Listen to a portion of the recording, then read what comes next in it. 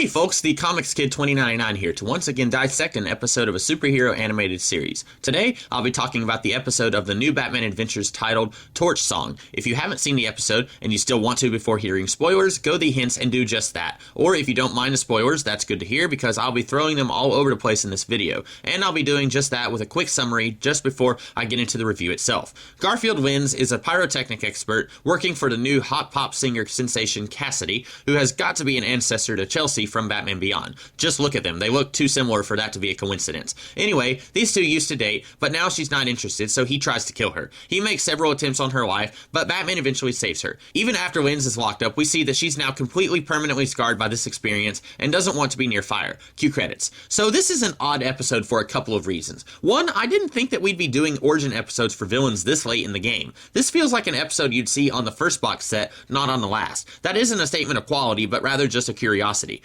Now to talk about Firefly, our villain of the piece. In the comics, at least Batgirl Year 1, the only Firefly comic that I've actually read, he is obsessed with fire almost to the point of arousal. That's not where they went here. In fact, his career of pyrotechnics is a means to an end. The end, in this case, is his obsession with Cassidy. I don't mind that they changed his obsession here. In fact, I think it works. If this was a character they were going to try and use multiple times, it would have fallen flat about like Mr. Freeze. But as a one-time villain, who you could maybe use as a hired gun for the mob, or as part of a group of C-list villains, Firefly works perfectly. Or if you just want to use him in this episode, that's fine too. Really, there's not much to say about Firefly here, except that I think they handled him okay. They changed his origin up a tiny bit, but I didn't mind that. What I really wanted to talk about here was the way the episode handles Cassidy, Firefly's object of desire. When the episode first opens, she seems like a very reasonable person, especially compared to Firefly. He's dangerously jealous, possessive, and seems more than a little bit crazy. And that's all before we get to see his creepy shrine that he made to her in his apartment. So throughout the episode, we see that Cassidy is a little bit of a diva. She bosses around her crew when they're recording, and she is weirdly flirty with Batman when he's trying to figure out what's going on with Firefly. Shouldn't take the world's greatest detective to figure out that he's a creepy stalker going after her, but whatever.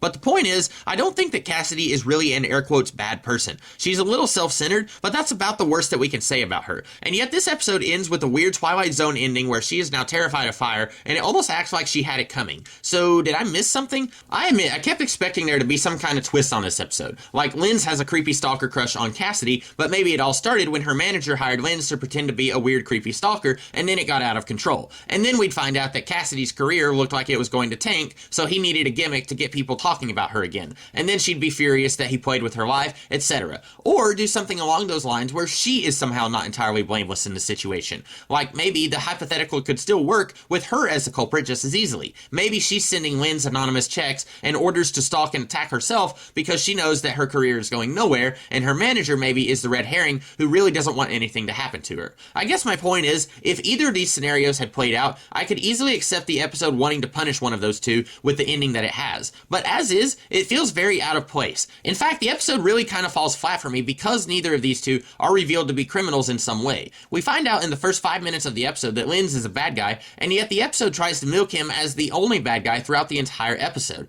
I feel like they should have either held their reveal that Linz is really crazy for later in the episode, or they should have given us a third act twist that the manager or Cassidy herself are also in some illegal shenanigans. The way the episode plays out is just very mediocre. Linz is a bad guy, Batman has to stop him from doing bad things. Even some of the worst episodes of the series usually have more panache than this one does. I really didn't hate this episode while watching it, but I also really didn't love it. It was just a very bleh episode. It felt like all the folks behind this one were trying the very least that they have ever tried before on anything. Still not the worst episode that I've ever seen, but definitely not a great episode either. So those are my thoughts on this episode, guys. But what did you think of this episode and of my review? If you liked it, be sure to like, share, comment, and subscribe. And if you did like it, you're in luck because I do this kind of video every Saturday. And I also do other videos throughout the week, so be sure to check those out as well. In the meantime, you guys have a great rest of the day. Catch you later.